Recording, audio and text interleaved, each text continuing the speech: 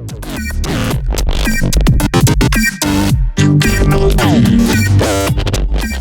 Composer Gloves here. This is the 7th episode of Sounds Like, and this is actually a request for the pad sounds in, I think it's Sigh, Big Girls Cry remix. It's the Odesza remix. And this is what I got. Now, this is just to demonstrate the sound. This isn't like to get close. I did add in drums and stuff just to give you an idea of the various things the sound could do.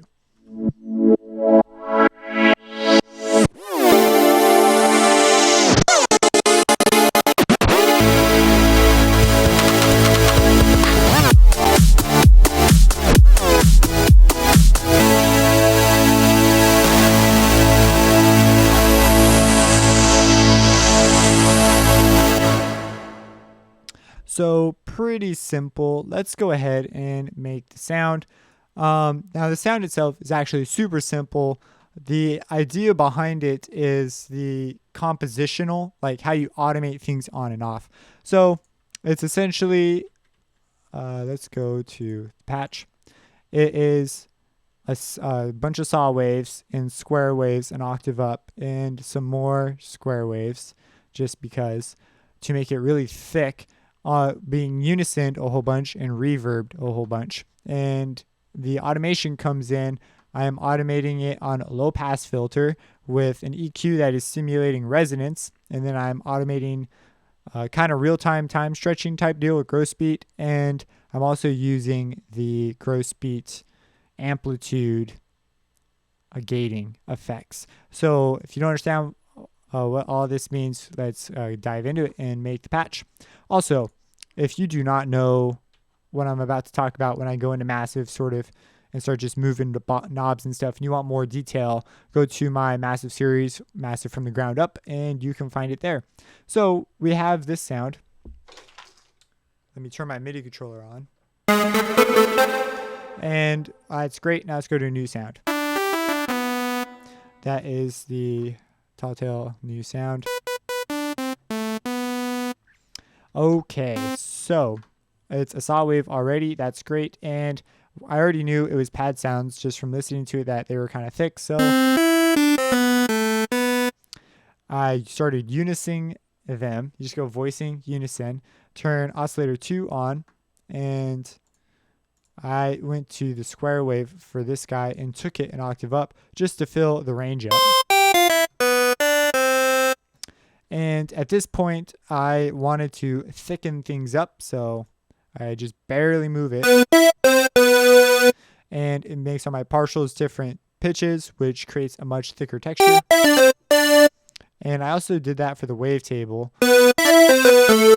Just one of those small effects that I hope affects it over time. I don't necessarily hear it, but I know theoretically what it's doing. It's moving the wavetables so I get a little bit of the middle harmonics. If I were to move it way over on this particular wavetable, it just doesn't make that big of a difference. But just so you know, and then let's slap some reverb on it. And that is pretty much it for the Massive side of things. The rest is done in post where sort of the magic happens. So let's take our pattern 1 and clone it. Actually, let's write out some notes just so you see what we can do on our own. So here's the one we're working on. And let's slap down some notes. Let's make an A minor chord and then like a D minor or something.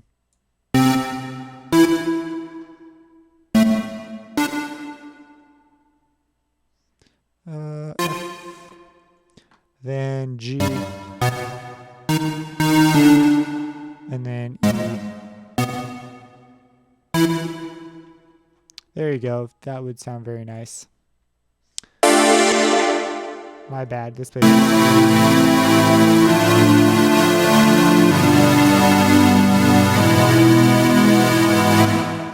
So right now, that is what we've got. It's going pretty fast, but again, we're just trying to create the sound. Let's add a fruity filter on it. So this is just a low pass filter for now. That's all we're going to use. And the low pass creates a lot. They use the low pass quite a bit It's great for introductory effects. And what I like to do is I'll turn it on. I'll slowly bring it in, and then I'll sort of move it around just a little bit. That way you feel movement, and it stays interesting. Adds to the complexity of the sound, like, oh, what's happening? And then at the very end, we could like peak and maybe hit like a tremendous F chord, and our bass would come in all the way, and it will just sound so dramatic.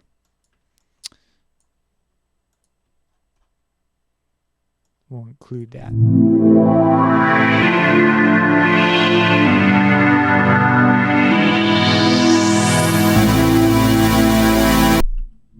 And you could even bring the filter down a little bit and then bring it up suddenly and then hit the note. And there are ways to make the bass pop out even more so that when you hit that "I've arrived" point, you've really arrived. And we'll talk about that in a little bit.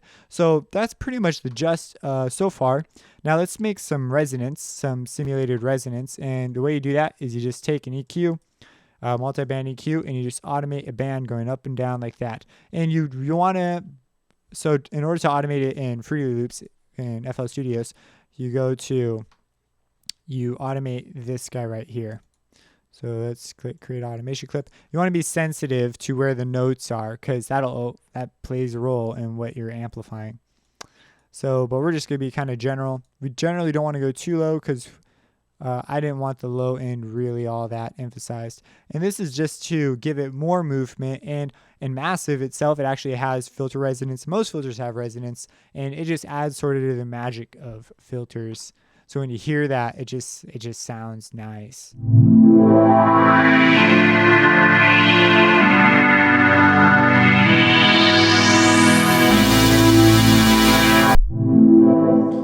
And so there we have it. Sounds very nice. Now you may want to do general EQ changes according to the song you're in. I also like to slap in a little bit.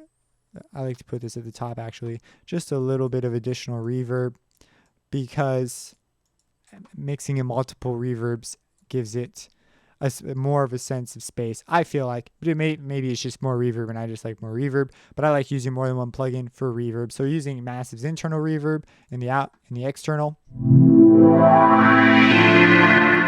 So that is all super duper. Now let's go to the gross beat.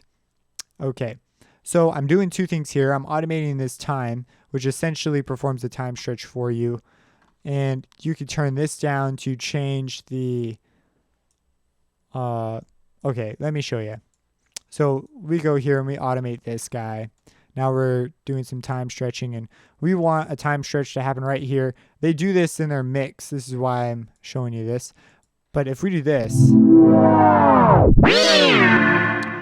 it's a pretty dramatic change. We may not want it that dramatic. So you can tailor back it proportionally using this knob value here. As you can see, hardly anywhere near the previous effect. And it might be wise to do something closer to this.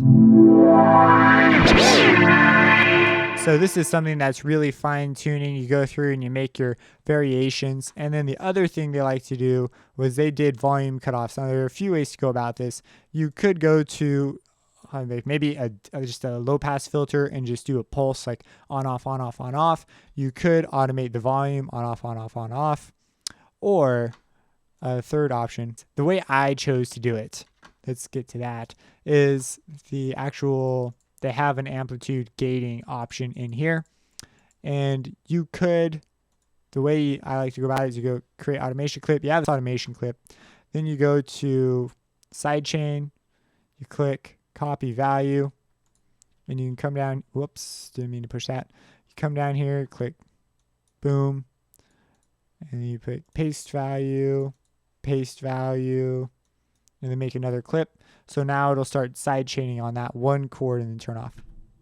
Oh, by the way, these things are synced with steps down here. So if you wanted to just immediately switch to your patterns, you're going to need to change this to be off. Just so you know, you're going to need to change these things. What's going on here? Oh.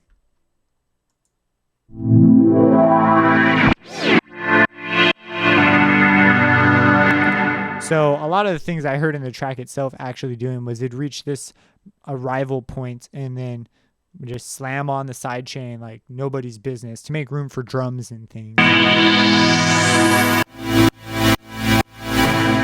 So that's one way of going about this whole sidechain business. You could also create a sidechain thing with Fruity Limiter and use an input to tell it to be quiet and just all this stuff. But I'm just using growth speed. Just so you know, that's the effect that's happening. It's moving the volume on and off fast, really fast, or slow, depending on what you want. And so those are 3 of them. Now to make this bass a bit, bassier, let's clone our massive. And all we have to do is take the reverb and put it over here. Boom, our reverb has been moved. And now we can go down here and choose something like a teletube.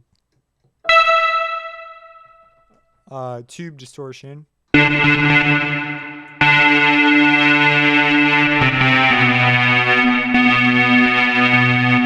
you can see it takes effect. We could even come down here. Let's turn this down quite a bit. When it's soft like this in your sound designing, it gives you a chance to listen more for timbre than just for volume. And then when you blow it up with volume, it's going to sound like really intense. Sort of some of the idea behind mixing and things like that is you make things soft so you can listen to the full, like you're listening for texture and things. Then when you blow it up and you master it and do all these things, you're going to have this really just greasy big sound because you've ideally hit that timbre that you want to be highlighted when you turn the volume up. So here we go.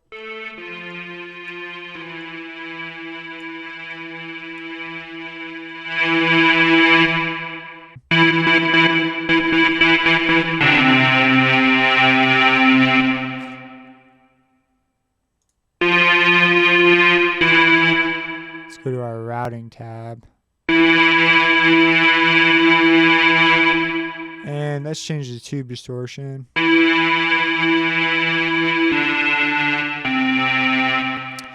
And let's take this down an octave.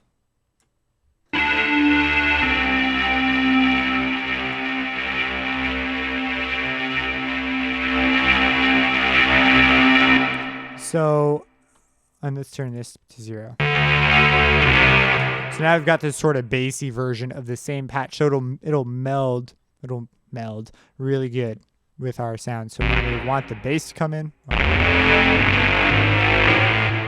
we will have bass. It will be there. And so we should end up with something like this.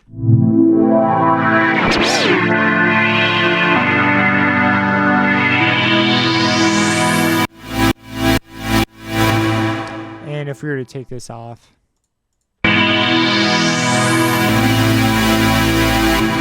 and you could even do volume things and bring the volume up and then just drop it right there. Bring the volume down right before and then bang, like whoa, boom. Something like this. Maybe another thing about composing is you may want to like play around with the filter and make people feel like this is the top of your cutoff. That way you have all this extra space for your drop to suddenly boost your cutoff so much. People would think this is your cutoff, like, wow, that must be the full spectrum. And then you bring it down, and then when you come back, you go all the way up. And people are like, dang, whoa, it just got intense. As part of that, you're tricking them into thinking this is the top. And then you throw in some kicks and impacts and boom, you've got one epic moment. Now, I feel personally like this is moving pretty quick. I'd make them longer notes like I did over here. But anyways, if you have any questions about this, drop them in the comments. Subscribe, check out the music on my YouTube page, and have a blessed day.